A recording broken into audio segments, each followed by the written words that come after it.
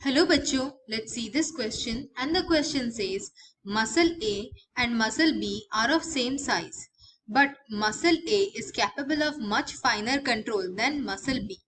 Which of the following is likely to be true for muscle A? It contains fewer motor neurons units than muscle B. Option B, it has larger sarcomeres than muscle B.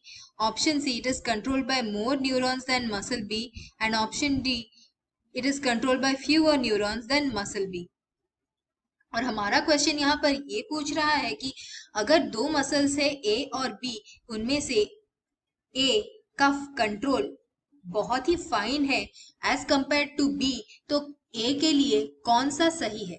और हमारे options है कि muscle ए में motor unit कम है muscle B से, दूसरा है कि मसल ए में बड़े सार्कोमियर है मसल बी से, तीसरा ऑप्शन है कि मसल ए कंट्रोल किया जाता है ज्यादा न्यूरॉन से मसल बी से कंपेयर करने से, और ऑप्शन डी दिया गया है कि मसल ए कंट्रोल किया जा रहा है कम न्यूरॉन से देन मसल बी। इसीलिए हमारा की कॉन्सेप्ट यहाँ पर ये रहेगा कि स्केलेटल मसल्स में न्यूरल कंट्रोल कैसे होता है और इसका कॉन्सेप्ट क्या है। स्केलेटल मसल्स में न्यूरल कंट्रोल न्यूरॉन से होता है। ये न्यूरॉन कहलाते हैं मोटर न्यूरॉन्स, और एक मोटर न्यूरॉन जब मसल फाइबर के साथ मिलता है तो एक साथ ये बनाते हैं मोटर यूनिट। ये मोटर यूनिट रिस्पॉन्सिबल होता है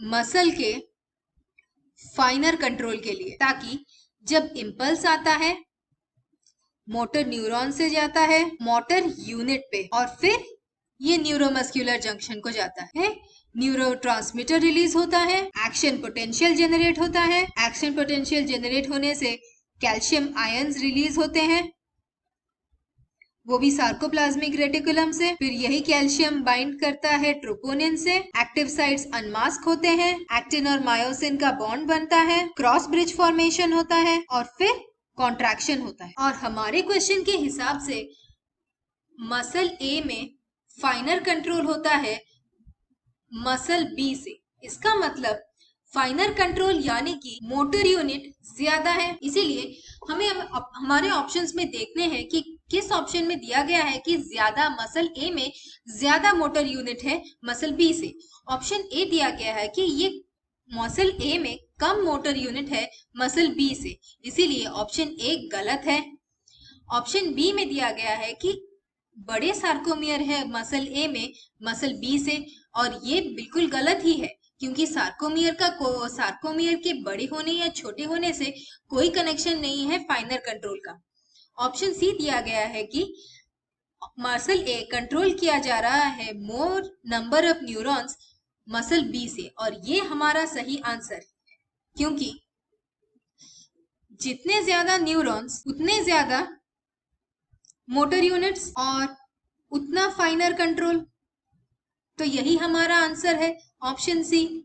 ऑप्शन डी दिया गया है कि ये कंट्रोल किया जाता है कम न्यूरॉन से मसल बी से, और ये गलत है। जितना कम न्यूरॉन उतना कम मोटर यूनिट और कंट्रोल उतना ही लेस फाइन होता है। इसीलिए हमारा आंसर है option C. I hope you understood the solution. Thank you and all the best.